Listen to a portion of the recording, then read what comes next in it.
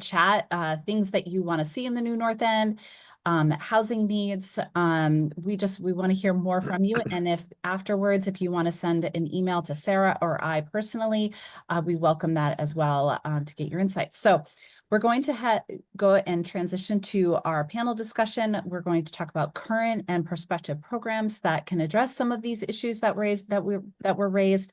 I'll be honest, we can't tackle them all. There was some really meaty issues that were brought up, but we're gonna begin the conversation. So I'm going to introduce all four of our panelists. And between each of the panelists, I'll take a very short break to ask any clarifying questions. And then at the end, we'll open up for a more richer Q&A discussion. So if you do have any questions that come along the way, you can put them in the chat as well, and we'll flag those. So welcome, panelists. So we've got Richard Duncan from the Universal Design Institute. We have been fortunate enough to be able to work with Richard for a number of years. And it's just been really insightful to look at different concepts of universal design principles and how they can be applied to our homes. And then we will hear from Connor Timmons, who's the Executive Director for HomeShare Vermont. And you'll hear about the home sharing program here in Vermont. And it is just a terrific program. All disclosure, I sit on the board for HomeShare. I'm really passionate about their mission. I think they do terrific work. And I'm really excited for more people to hear about home sharing and think about, oh, that could really work for me. So, and then we will hear from Molly Dugan from Cathedral Square and SASH, which is Support Services at Home. Molly has been a champion for older adults for her career and has just done terrific work. SASH is a model across the country that can really help support older adults to be able to stay in their community and in their home. So, and then we will hear from Brian Pine, who is with the City of Burlington, he's in the CEDO office, which is the Community Economic Development Office, also known as CEDO. Brian also has been a champion for older adults, helped us work on the accessory dwelling unit ordinance a number of years ago, along with Councilor Carpenter, and just has a wealth of information and knowledge on housing across the age spectrum. So we've got a great set of panelists. Thank you again so much for taking your morning and spending it with us. And I will go ahead and turn it over to Richard, and I know he'll be pulling up his slides.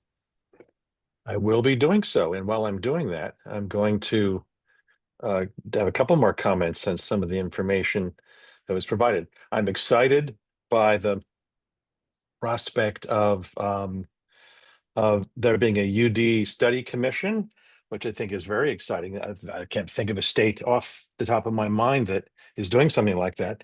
And I love the idea about a universal design conference. I also love the idea about a universal design competition, which you could have a robust series of entries and get a lot of public relations and education happening around that. So I think there's a lot of possibilities to keep the ball rolling and keep people's interest. So indeed, from our perspective, we think of this housing situation that so many older adults find themselves in as something of a hair on fire crisis, as you can see here vividly. As we've heard tell, and as I think many of you are maybe living this, is that we have a lot of older adults in New North End and Burlington at large, in Vermont and elsewhere, who are aging in homes that weren't designed for them and who are going to be causing problems surely and inevitably as we go forward. We've also heard about some of these other challenges. If people are looking around for other housing to be choosing, tough to find in many cases. It's kind of why we're here, right? Is to kind of explore the expansion of housing options for older adults. And even if you want to remodel, stay in your own home, not every home is appropriate for that.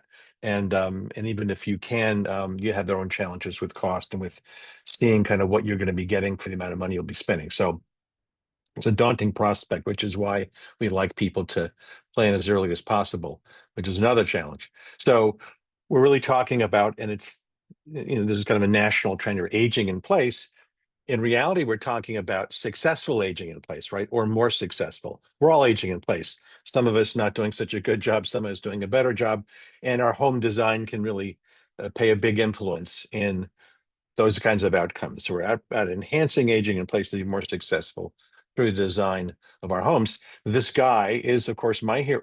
My hero. He's hitting the gym hard, but even then, there's a lot of lifestyle issues that can affect our successful aging. He'll need some accommodations in his home, so it's something that we can't really escape as older adults. So it's good to plan ahead and think about what you're going to be doing. So we'll have a very quick run through of some of the areas we talk about, and we're thinking about age-friendly universal design. I'll show you some images about what that might look like. And of course, we have tons of resources that'll be available, I know, after this event on our website and elsewhere, and from all the other panelists too. So we look outside the home very quickly. We like not so much stairs, that you could have stairs as long as you have some gentle sloping surfaces that are wide enough for people to get around and maneuver. And a lot of people mentioned this in their chat comments about, or maybe it was the poll, about having a step-free routes to the outside, to the things you have outside. And Kelly reminded me a few years ago, we need to have access to our outdoor recreation equipment. Very important. So I want to make sure we don't forget that. So graded entries can have a variety of things. This isn't bad, right? It's got a graded entry to this unit. One thing we'd like more is if the unit had a roof over the doorway. It's always very important for a lot of us, including older adults, because we may take longer coming and going, have some weather protection, prevent water infiltration. This is actually a renovation, you should know. It was a staircase going up to a tiny landing with no roof, and the clever builder brought in a truckload of fill and built this nice roof. So it's a terrific value added for that home. So it is possible to do on a renovation basis. This is a new construction, small home, has both stairs and a gentle sloping pathway on the left of the picture going around those Nandina bushes. So you can achieve a step-free entrance in a whole lot of ways. Certainly, if it's possible to avoid the steep sloped ramps, that would be terrific. So we'll go forward if we very can. So there's on a larger scale, right? We talk often about individual homes. If you can achieve, maybe this is on a citywide basis or something, on a kind of a block-sized approach, you can certainly raise the level of the grade in parking areas with garages or carports or not. They get direct access into homes. You can do this with pedestrian access as well, as you see on the left here, with direct access into what is the rear of the homes. You could even imagine the homes fronting on a street with a porch and with stairs on that end, but you would have this level access on the back. On the right-hand picture here, again, a larger scale, a 3-unit complex with connected walkways along the front and a ramp, in this case, a gentle sloping pathway going up the one side. And of course, garages. I know the garages are very popular in Vermont, as they should be, whether they're attached or detached. You can certainly create garage access routes, which is for many of us the primary way we get into our home, without using steps. And I'm sure that's possible in Vermont too. So we go inside the house very quickly, look at a few key areas. We like to have 4 key function areas on the main level of the house. These are them. Bedroom, bathroom, kitchen, laundry, whether it's by renovation or by new construction. If you've got those on that main level, then you've got a great advantage. And some of it is numerology, right? What are the numbers? Wider pathways, wider hallways, door openings, and so on. We know that we have an asterisk for the path of travel. We know that what we do is we put furniture in our nice, clean path of travel that was designed. So that's a reminder to have us eliminate clutter and obstacles from our interior spaces. Many kinds of door styles. Hinged is fine, but they do take up that door swing. So pocket doors are popular and they work well. Barn doors, I'm not sure, but up there, but really took the country by storm a few years ago. And having those openings that are adequately sized to let people pass in and out of whatever size, whatever kind of mobility equipment is a real advantage. So bathrooms is a big issue. It's usually after you get in the house, people's number one issue. So we have on the upper right, a nice curbless shower, authentically curbless shower with a tiny threshold. On the left, the arrow shows you an outswinging door, a terrific technique to increase the amount of available maneuvering room inside.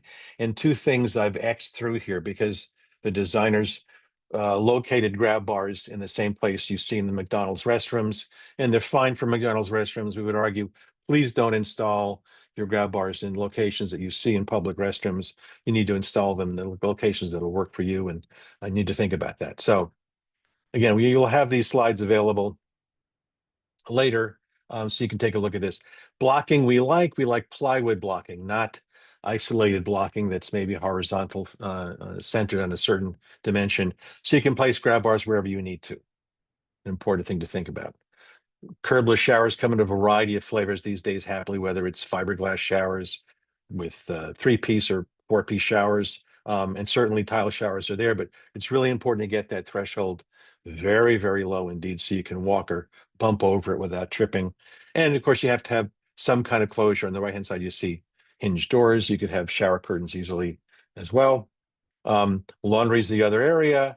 We like front loading, front control, washers and dryers. It's important to create those locations that you can get access to and access around them so we can actually use them. I love these because you can, of course, mount them at different heights. Tall people, short people, doesn't matter. You can always find a way to put that in there. And kitchens happily have been coming in the direction of universal design for many years. And there's a lot of tips in here. You could go on and on about this. But one thing is, yeah, we do like some lowered work surfaces. Maybe you get them with your table that's sitting in your eat-in kitchen. Maybe it's a hinged thing like we show here. There are other ways. You don't have to knock all the counters down low unless you have a really custom kitchen for somebody. This is really about general purpose utility that's easy to modify later on, or easier to modify. One of the real bugaboos for us is microwaves located over the stove. Very efficient for space use, not so good for us older adults who are, I said to say, shrinking, and who we don't not be having us move heavy casseroles out of these over-the-shoulder microwaves. So there's a lot of places you could put them. The least expensive option, of course, is to find a countertop. You can put something, but there's a million drawer-style microwaves that go under the counters. Very convenient, very easy to use. Those are great too. We like front controls on ovens or side controls. Induction stovetops seem to be the most safe version these days. And there's lots of areas you could tweak this, including making sure if you got a wall-mounted oven, which is fine, you don't locate them too high. So you can access the inside as well as access the controls.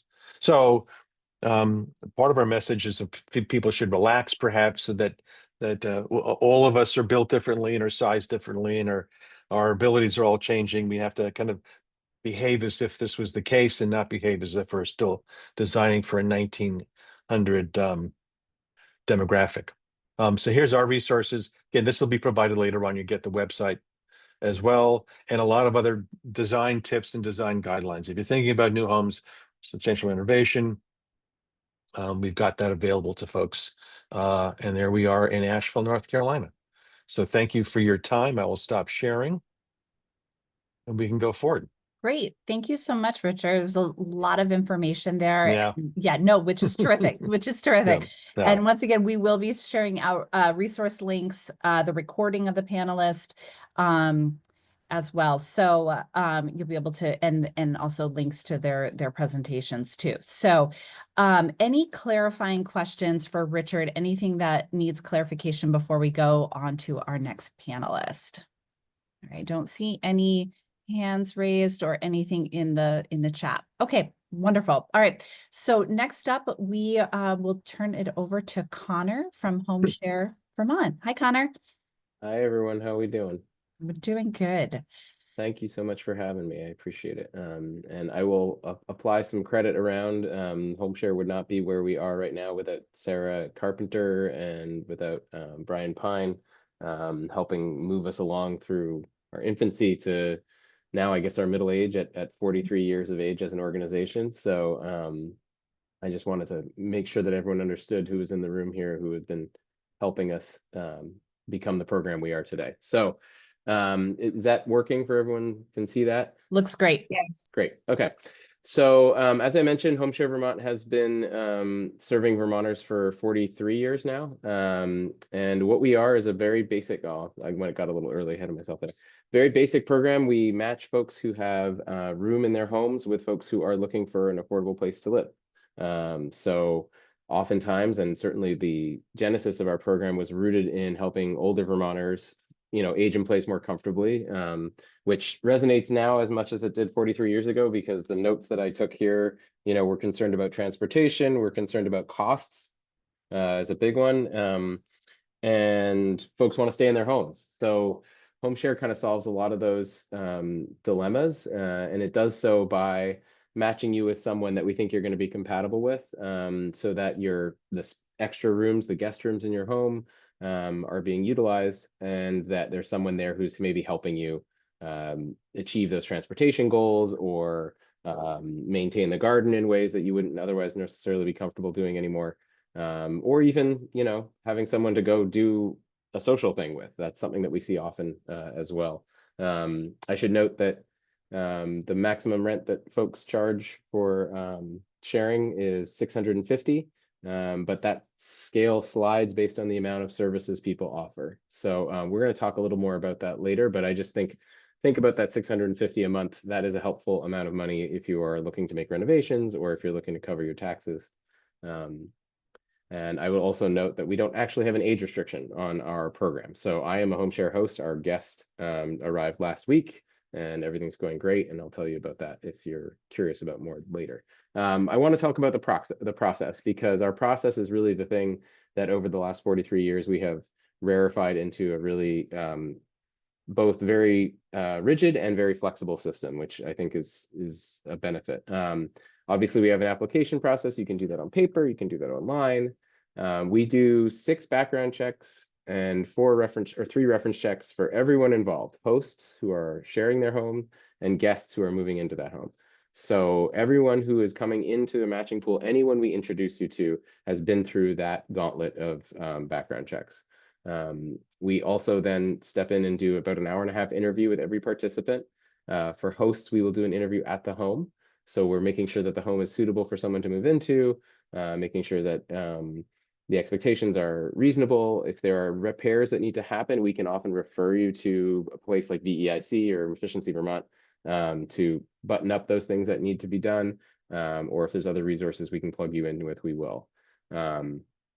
Once we've gone through that introduction and gotten a real sense of who you are, what you're interested in, who you want to live with, and really who you don't want to live with, which is also just as important, then we will sit down and have an introduction. So what we'll do is open our files about that potential guest and say, here's what we know about the guest. Do you want to meet them? If the answer is yes, we'll do the same thing on the other side. Here's what we know about this host. Is this an interesting person you want to meet? Yes, no. If it's a yes, then we sit down and do a facilitated introduction. Our case managers are there the entire time. And sometimes those introductions are terrific. Everyone's off and running. They're having great conversation. They're best pals, but by the time they're done, an 1.5 hours later, they are the best friends in the world. Great, that's terrific. Sometimes it's really not working and it's pretty obvious, and so we move along to the next potential. That's totally fine. That's part of the process. It takes a little while. We like to take it slow and be intentional because we like to get it right. Once there's an agreement that this could work out, it's worth trying, we do a trial period. That's a 2-week period where the guest would move some luggage in, but not furniture is the idea. So you're coming in, they're staying for 2 weeks, almost as a trial visit. And if anything is not feeling right, then we move along and we end the match right then. And they move on to a backup option that they've already set up with us. And we can start over with another guest, start that whole process over if that's intriguing to you. The other thing that will happen during that trial period is we'll verify a match agreement. And that is a kind of like a lease. It will explain the amount of rent exchanged. It will explain the amount of services exchanged. And so our maximum amount of services is 15 hours a week. And typically speaking, if you're needing 15 hours of service a week, we're probably not going to charge that much for rent. It's sort of like a seesaw. The more services you offer, or the more services you require, the less rent is sort of reasonable to expect. But you can be the judge of that. You can set your system the way you like. We will make some suggestions, but that's where they end.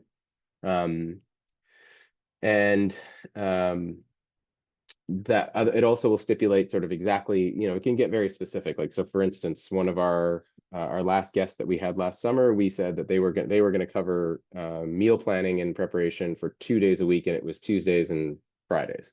It was very specific. So you can get pretty specific with it. It can be shoveling, it can be walking the dog, that's where the flexibility comes in. And then the other piece that I think is really important for people to understand is that there's ongoing support. So our case managers, once we get that match agreement enshrined, it's not a retail situation where you've bought in and we walk away and we'll see you later. It's a situation where we are checking in regularly. So We're checking in a lot during the trial match. We're checking in, probably weekly in the first month or so, and then it'll switch to sort of monthly or what have you. But our door is always open. The phone number is in hand. You can always call our case managers if there's anything going on, and we will proactively check in. Sometimes that means popping by for a visit, scheduled visit. Sometimes that means a phone call. Sometimes it means an email. We'll sort of fit with where you are. So I want to talk a little bit about how people respond to what we do. So for the last 20 years or so, we've been doing a pretty comprehensive outcomes survey where we survey everyone who is in an active match as of a certain window of the year. We get about 80% response rate, and here are the responses. Vast majority of people are very satisfied with what's going on, and that's been true for the last 20 years. People feel safer in their homes. People feel less lonely in their homes. People are enjoying their homes more, which I feel, to me, that's the stat I love the most, because that says so much about what the experience is. Oftentimes people can feel like this place that is a really comfortable space for them has become something they're working against. And that's not a great feeling when you're living in your home, or when you're living in a place that you feel like you're working against or that you're overcoming. So this is really nice to me. And people are happier, they're sleeping better, and they're worrying less about money. And again, 650 is our maximum. So 650 a month is a pretty nice thing to add if you're covering costs. The other thing that some people will do, they'll look at this and say, well, I don't really need any services, and I don't even really need rent. I just would like to help out the community because I think that there's not enough housing. There's not enough housing right now in Burlington. And so that's something that people do too. That is a totally reasonable thing that you can do if you want. But at the same time, 650 a month is much less than the fair market rent in the Burlington area right now. So that's worth noting. People are pretty happy to get it. As I mentioned, we don't have an age restriction to the program. So our age range for hosts is pretty wide, and our age range for guests is pretty wide as well. People will often say to us, well, I don't really need this program yet. And what I always say to that is, this isn't only a program if you really, really need a lot of support. This is a program that works really, really well if a little support would go a long way, or if there's no support, but maybe down the line, it'll make you more comfortable with the idea. Or like I said, if you want to do a mitzvah for the community, that's also an option, because there's a lot of reasons to do it. We talked a little bit about this already, but I wanted to make sure everyone understood this. So this is a suggested I want to be very clear, this is a suggestion. If you are in each of these ranges, this is what you might charge. You can see there's another column over there for accessory dwelling units. So that's a new feature that we've added because it's just for a standalone apartment. The owners of those places were just having a hard time justifying that much less rent when they could get so much more on Airbnb, or even just with renting to folks. And so we changed that up to $850, but still, these are the options. I would say that our average rent is $359 a month, and that's mostly because we have about a third of our people who are paying no rent and are just exchanging services. So if you're interested, you can complete an application. You can give us a call. The added benefit is you get to call, and Rick and Gary from VPR will pick up the phone and answer, because he's our outreach coordinator, and he's in the office here, and so you get to have a conversation with Rick, which is always nice. Or myself, which is also, I think, pretty cool. So if you want to learn more, please do give us a call, or speak to some friends. We try and be out and about a lot and meet people. So if there are events that we should be at, Muffy, you mentioned you meet weekly with a group of friends. That is a group I would love to meet with and talk to about this option for folks. I'll also say, and I'll stop sharing here. It's really special for us to be part of the New North End conversation, because our leadership team has been and is currently, living there. I just missed out on a house on Dodds Court a couple years ago, unfortunately. So I would have been there too, but it has been a very busy and sort of central part of our growth over the years. And so it's really important to us to maintain that and make sure that folks know what we're about. And I'd be shocked if folks in this panel had no concept of what we had done. But if that's true for even one of you, I hope we shed some light. So Absolutely. I think that's time. Kelly, but I'm happy to keep Yeah. going, as you know. Terrific. Terrific. No, thank you so much, Connor. I really appreciate that. And one of the things that two things that I love about HomeShare, one is like it's using things that we already have, right? Existing assets in our community, housing. And then the second piece is just this sort of intangible piece that comes out is the companionship. And I have listened and met so many people that have had successful home sharing matches, and just, it's really, really touching to see that piece come out of it. So thank you for all the work that you're doing. There was one quick question that came up in the chat. Is just how many people are part of the home sharing program? I don't know if you want to pull out the Burlington numbers and then talk about statewide, but if you could shed a little bit on the numbers, that would be great. I'll go with statewide because that's the number I know off the top of my head. End of last year, we had 274 people who had been home sharing that year. If I look at Q3 for Chittenden, about 109 at the end of the third quarter, 109 people were home sharing or had been home sharing that quarter. So it's a pretty decent amount of people. And my goal is obviously, this is a model that can work for a lot of different people, but I also, I'm very clear that this might not be for everyone. And I think that that's important to know. I'm an evangelist about it, right? So I'm always going to think it works for everyone, but I do think that it's worth, I would challenge people to think about it a little bit for themselves for a minute, because I think a lot of people initially say, this is great for my cousin or my aunt or my neighbor down the road. And I would really challenge you to say, okay, great, we should connect them with that, but then think about it for yourself and think about what that would look like. If it's transportation or other forms of support that might just make life a little bit easier here and there, then this might be an interesting option. Absolutely. Like home maintenance, that came up as a big Yeah. concern too. So, yep, absolutely. Exactly. Excellent. Well, thank you so much, Connor. We're going to transition to our next presenter. Molly is up next with Cathedral Square and SASH. And Molly, if you want to pull up your slides, that would be terrific. And as I shared earlier, the SASH program has really been a national model that came out of Vermont. And it has just been really terrific to see this program grow over the years and the impact that it's had on people's lives. So Molly, thank you for being with us today. Thank you so much, Kelly. It's a pleasure to be here. I did want to mention off the top that we have some really wonderful Cathedral Square staff alum on the call. So I want to shout out to Sarah Carpenter, who is one of our earliest executive directors, I think our second executive director at Cathedral Square. Also, Deb Booten is with us, who I worked very closely with for a number of years. And I also noticed that Bob Duncan is here, who has worked as an architect on a number of our communities. So anyway, wonderful to be part of our time together. So I wanted to quickly just say a few things about Cathedral Square, and then I'm going to move into a description of SASH, support and services at home. So Cathedral Square, we're a developer of affordable housing, and it's primarily for older adults. And we've been at it. We're about to turn 50 years old, which is very exciting. We have about 1,300 homes that we have developed during that 50-year span.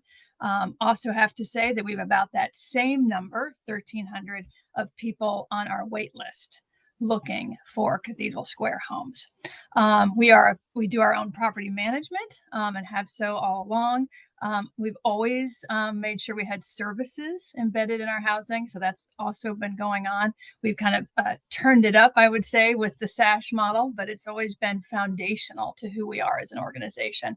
Additionally, and everyone may not know this, but we operate 2 licensed assisted living communities, one in downtown Burlington, a couple floors of our the high-rise Cathedral Square Senior Living that we have there is dedicated to licensed assisted living. And then we have a memory care community, small memory care community in Williston. We also provide a good amount of technical assistance to other community organizations because we've, developed this niche for housing and older adults. And now with the SASH program, we really like to provide technical assistance when we can. We also very much get involved in policy making and advocacy down at the State House in particular, but also on federal issues. And then lastly, we're the kind of founding creator of the SASH model, which I am going to focus on more in a minute here. Oops.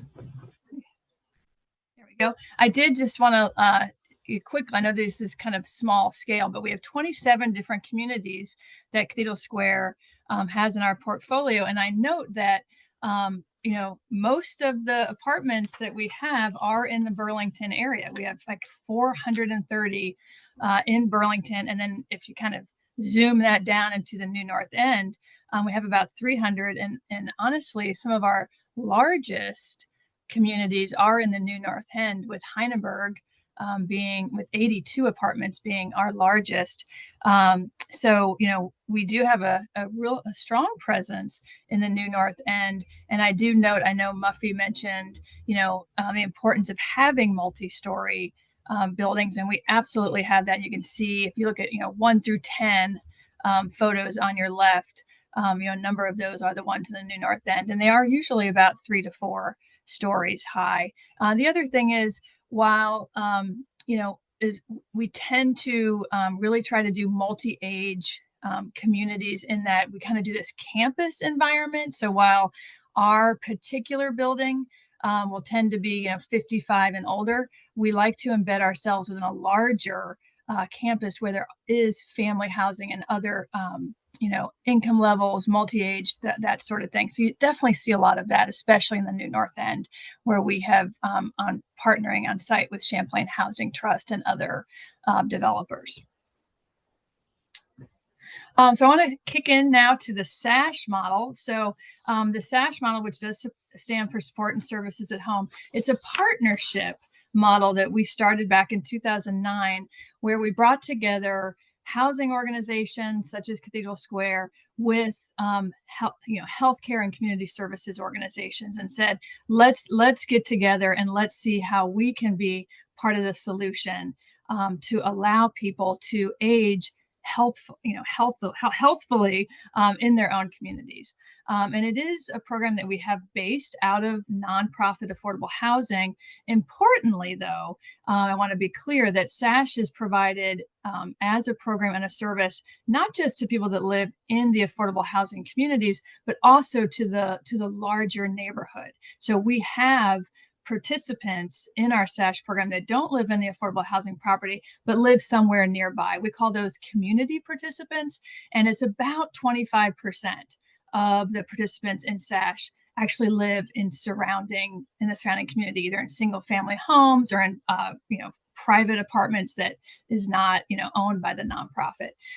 We're funded with healthcare dollars because we are a housing and healthcare model, originally funded through Medicare, and we're still funded with healthcare dollars through Vermont's all-payer model. Our program is completely voluntary, so it's not that, if you live in a Cathedral Square property, you have to participate in SASH. It's completely voluntary. It's also no cost. There's no billing on Medicare. There's no cost at all. And it's also a model that's focused on evidence-based wellness and prevention to serve an entire population.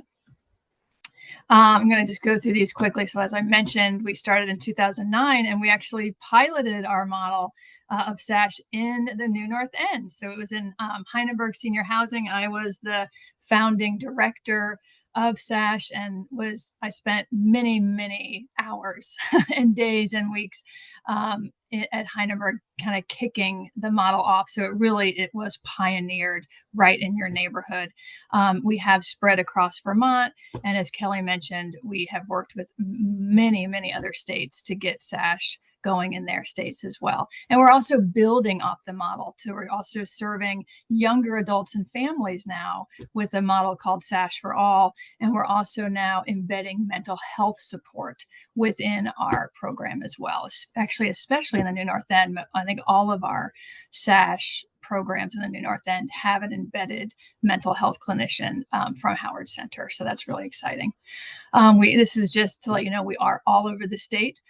SASH is, as I said, it's a partnership model. So all these different affordable housing providers throughout the state operate SASH, which is very exciting. And they partner with their local community providers, healthcare providers, home health agencies, you name it. So all those little yellow stars are actual affordable housing communities where the SASH model is emanating out of and serving the broader community. So there's about 140 different housing communities where SASH is operated out of throughout the state. So, what is SASH? So what we do with the SASH model is we embed staff within the affordable housing community to serve the larger community. So what you have, the SASH staff that we employ is what we call a SASH coordinator, which is think community health worker.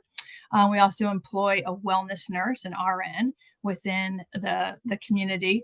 And then we bring together this SASH team, which includes staff from the different partner organizations. Importantly, you'll see the person there in the center of the circle there. That is the participant in SASH, and they are in the driver's seat. That's why we like to show this photo. And the thing about SASH, it can be a little hard to describe because it is very individualized. So you as a participant in SASH are going to get as much support as you need or as little support as you want. It's going to completely depend on goals you set for yourself. But you're going to have access to a wellness nurse to help with coaching around chronic conditions, group programming. She'll have a community health worker or also known as a SASH coordinator to help you navigate services, to allow you to stay at home, maybe help when you're coming home from a hospital.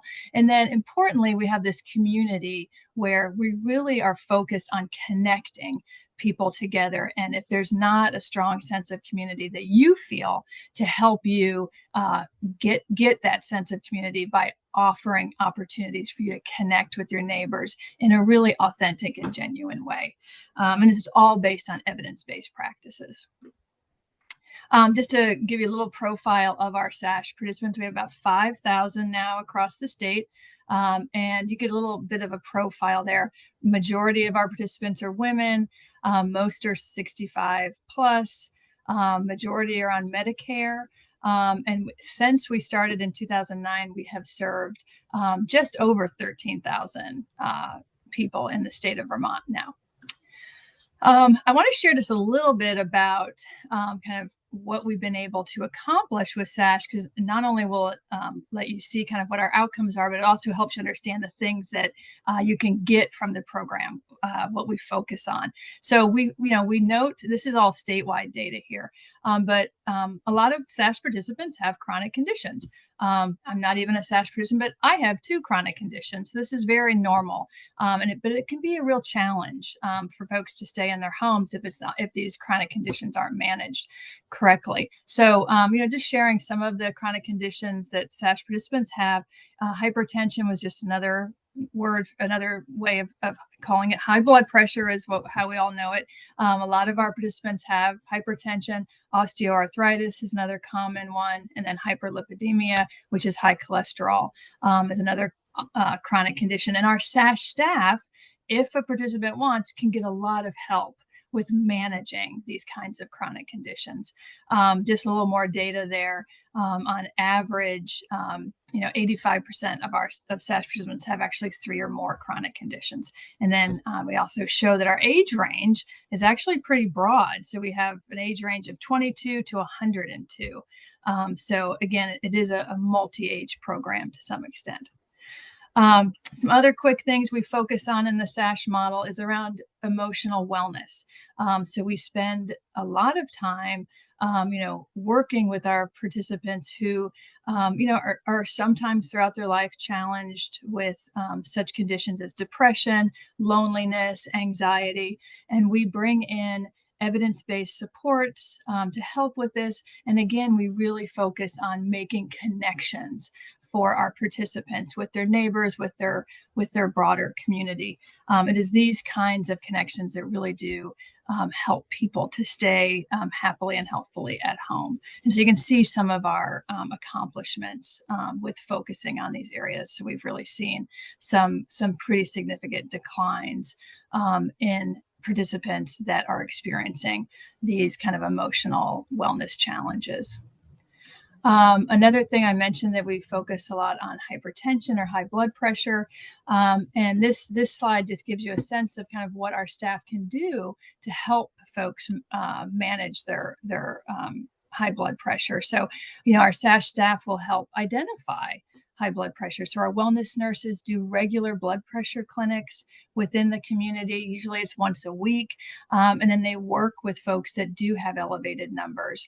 They'll either, they'll provide some basic education, refer for different evidence-based programs. Also, our nurses will often work with the participants' permission with their primary care provider to set up a plan of care where our wellness nurse can be that kind of point of contact in the home setting. So it's a really great, more kind of holistic support.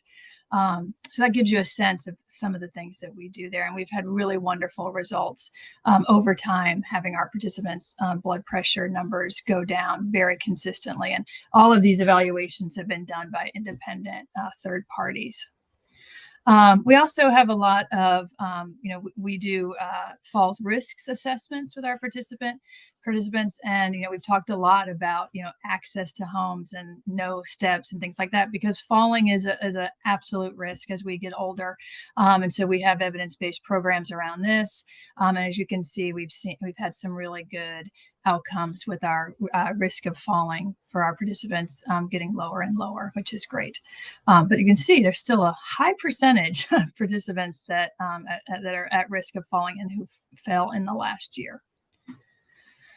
So really, overall, what we're doing with the SASH model is really creating cultures of health and well-being, where people live, with the ultimate goal of those relationships that we, help people to, have within their community and where they live will allow them to get the support that they need to stay at home.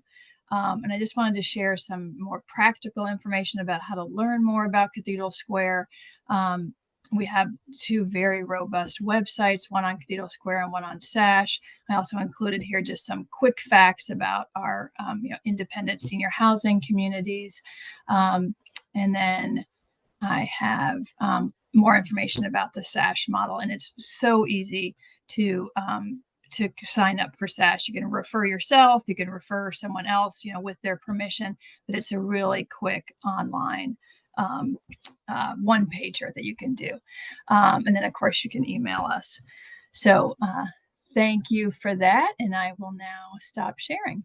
Great. Thank you so much, Molly. That was tremendous. It's been wonderful to see SASH grow over the years and incorporating emotional and mental health well-being as well. It's just fantastic work. So there's a couple of really good questions for you in the chat that I'm going to ask if you could respond to in the chat, and just looking at our time. And I want to make sure that we've got enough time for Brian to present on different housing availability in the city and other types of programming that can help around the financing piece when we're thinking about our housing needs. And so, Brian, I'm going to turn it over to you and you can share your slides.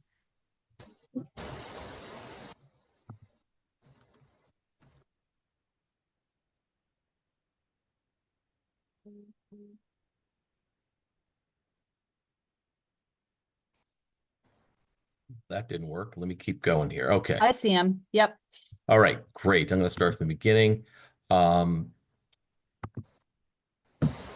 So I'm going to try and run through some of what's happening in Burlington with respect to housing development quickly, and just give you a high level, and then touch on some of the things that the city's actually not offering all that much. And it is a reminder that we are resource constrained, but as a convener and connector, we hope to, serve that role and ensure that as residents age in Burlington, we can bring in support and resources from others, because the city has very limited capacity. So I just want to highlight that our capacity has just been limited even further with some reductions in city government. They're going to have a real impact. So that's just a important piece to mention. I will hit on a few current development projects. I don't think I'm going to cover everything that's currently happening, but I'm going to try and highlight the ones that our office has been most involved with. Post Apartments is downtown. It is a former VFW. It will be completed early next year. And I say next year, I do mean 2026. And the end result will be 38 affordable apartments with a range of bedroom configurations, with an emphasis on 8 households coming out of homelessness. And of those 8, 5 are going to be targeted or reserved for veterans. That's the focus. There is a first floor, ground floor space for the VFW, and the Community Justice Center will be located in this building as well. So that's under construction right now. You can see it going up. I think they've got 4 stories up already and another one to go. Cambrian Way is the affordable component of Cambrian Rise. I'm not going to cover the market rate piece, but that's happening as well. There's market rate housing that's being currently in the pre-development phase for another phase of Cambrian. There's about 570 homes at Cambrian Rise, Nate, right now, and in the end, it's going to be slightly over 1,000 is the end result. But these are the affordable units that are about to begin I think this summer or fall. Champlain Housing Trust is the developer, and with Evernorth, the 40 low-income housing tax credit apartments, again, with 8 units dedicated to formerly homeless individuals and households. And in addition, there will be affordable condominiums included, which is a very challenging but important housing type to be able to create using affordable housing resources. And I'd have to do a whole show on how they're putting that one together to make it work. But it's exciting to get some homeownership at a very affordable price through the shared equity model that Champlain Housing Trust has developed and pioneered locally and nationally. This is one that I think anyone who follows downtown Burlington knows has been a site of significant vandalism and blight over the years. The YMCA moved in January of 2020 up the street, and the building has deteriorated very rapidly, but the crew is literally about to start the demolition of the rear portion, not the front portion. When I say the front, I do mean the College Street side will remain, and this is what the new structure will look like. And there'll be just under 80 apartments here, and that work is the crew is there. They're deploying and they're mobilizing, and they are going to start to obstruct sidewalks and streets and whatnot there. So it's going to get even more congested in this area of downtown. So you might want to go another way. This is a great adaptive reuse example of taking a former office use and converting it to housing. There'll be 34 apartments created at 1 Lawson Lane. It's in that alleyway, sort of behind American Flatbread Pizza on St. Paul Street. And hopefully, as the office market has gotten so soft after COVID, this will be a direction for Burlington to add some significant new housing stock in our downtown. There are real challenges with code compliance, with egress, and with fire safety. And Bob Duncan could also give a whole long talk on this subject of how some of our codes make it almost virtually impossible financially to pull off these conversions. But this one is moving forward, so that's really exciting. City Place, something people from Burlington and around Burlington know about. It is a critical project for our downtown, reconnecting St. Paul Street, which in this photo or this rendering is on the bottom right corner, and on the left is the with a building that used to be called FM Burlington. I think it's just called 100 Bank Street now. And it's a Pine Street will get reconnected, basically going under this building is what will happen to Pine Street. So we will have two streets that have been truncated for the last 60 years in Burlington will be reconnected, and the housing that will come online in July, which is just 2 months from now, is much needed. It's only about 53 apartments though, so the bulk of the housing will be in the next phase. This is on the north side of the property. It's also called the North Tower, and there is a challenge here. They're building the steel superstructure for this building, so they are moving forward. But they're open about the fact that they actually don't have financing to build this building. So they're building what they're building with their own resources, which is not very typical of developers to do. But that's faced some significant headwinds with respect to supply chain issues. The tariffs have hit them with a $2.8 million change order on the cost of steel. Labor shortages are hitting them badly. These guys are facing major headwinds to pull this off, but I think they will pull it off. In the end, there'll be a little over 300 housing units here. All of the affordable housing that's required by the city under the inclusionary zoning ordinance will be in this portion of the project. So there's some safeguards in place. If this never comes to fruition, they actually have to designate affordable housing in the other south building, which is the one that the previous slide. But this is going to be an incredibly important housing addition to our housing supply right in the core of our downtown. Brand new, fully accessible, highly energy efficient. It's a non-fossil fuel building. There's many amenities associated with this building. This is a development opportunity that is really early in the phases it's going through right now, the due diligence, which does involve environmental site assessments. And the site assessment, unfortunately, has turned up what you often find in urban soils, high levels of contaminants from previous uses. There was a gas station on one of these lots that used to comprise this entire block was multiple different uses. There was a dry cleaning business. So as those of you who've ever dealt with these things know, this will take a while, but it will come forward, and it's most likely the highest and best use is housing. The broker has told me that the developer that has this property under site control is going to pursue 250, maybe more housing units at this location. The cathedral has been approved for demolition. That demolition will happen for sure this year, perhaps as soon as this summer. And at that time, there will be a transfer to a private developer who was actually in the past, if it's the same developer, has talked about something with some level of independent living, but also some assisted living units here is a possibility that has been thrown out there as a potential future use of this property. It'll look very different, and it's going to be, I think, a game changer for our community to have an active, vibrant use on this property. I wanted to highlight some of the city's efforts that Sarah could talk about quite a bit more, Sarah Morgan, that is, with respect to infill development, because that really is part of our housing strategy in Burlington. Isn't just these large, big redevelopment projects that I just showed on the slides, but is to add incremental units at small scale locations where you might not even know we could fit some new housing. And this is just one. This illustration is actually currently a surface parking lot where you see this fourplex, and it could be converted very easily into considerably more housing. So that's just one example.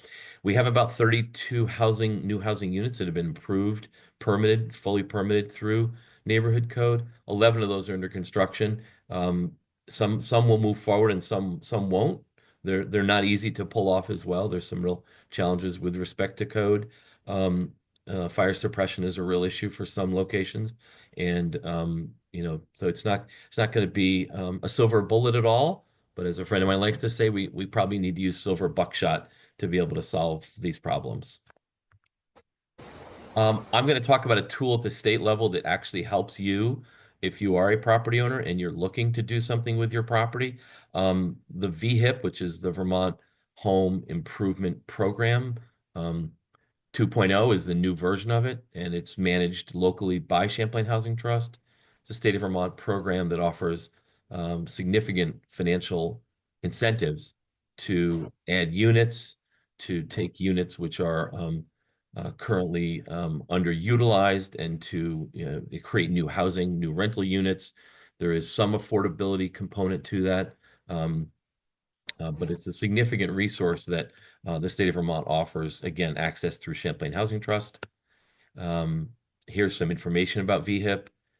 Based on the type of project, property owners can get up to $30,000 per unit for rehab, which is pretty significant. When we say 0 bedrooms, that just means a studio efficiency unit, up to 2 bedrooms. You can get up to $50,000 for rehab of 3+ units at a time. And adding a ADU would be part of that equation. So a really incredible incentive to get some of the types of housing that we're discussing built. I always like to point out that we do have a resource through Vermont Center for Independent Living. Our office, CEDO, used to partner with them and match their funding to help advance Burlington projects, to get them into if you're in line and waiting, but the resource constraint prevents them, if we were to come in and cover half the cost, VCIO would prioritize those and put them on a bit of a faster track. We haven't done that lately, but it's worth noting, and I think it's worth considering as we continue to see our older population grow and need home modifications. This would be one incredible tool to leverage the state resources. These dollars do come from the state legislature to VCIL. Important program. I always like to point out what AgeWell does to help people stay in their homes, because I think as much as we can do as a city, we have a really trusted provider offering just a range of services that are critical for folks to be able to stay in their home. So it's, I think, always worth highlighting the work that's happening by the whole cast of providers and care, folks that are making it possible for older folks to stay in their homes and in their communities. That was it. I tried to go quick because I know our time is short. Thank you so much, Ryan. I really appreciate that. So much great information has been shared, and I just want to thank everybody for joining us this morning, and especially to our panelists, our presenters. Great job. And just a quick reminder that my email and Sarah's email is in the chat. I will also be sending out a link to the recording, resources, and materials that were noted in everybody's slides, some additional materials on universal design. And so if you want to stay plugged in and get more involved in the work, please reach out to Sarah or myself directly. And Sarah has a couple of last words to wrap us up with. And I want to thank everybody for staying with us a little bit over time as well. Great, thank you so much, everyone. And one quick piece I wanted to make a comment on related to a lot of the work that CEDO is doing in Brian's presentation is that as though we're looking at a lot of infill development opportunities in the New North End, we are, it's important to highlight, we're looking at areas of growth. So I know that there were a lot of those larger downtown projects, but whether or not there's varying scales or opportunities for growth or mixed use development in the New North End plan as well. So we are going to be looking at over the next few months, you'll see us at different tents across the New North End, getting some feedback. And if you sign up for our email list, which we'll include in the follow-up, you'll know we'll send out a schedule of where that is at. And starting on mid-July, we will be, early to mid-July, we'll be having a neighborhood design workshop really focused on those growth areas. Excellent. And more to come for our June in-person forum. You'll get that date over email. So thank you again, everybody, for spending this morning with us. And I hope you all get some time out in the sunshine. Thank you so much. Bye-bye.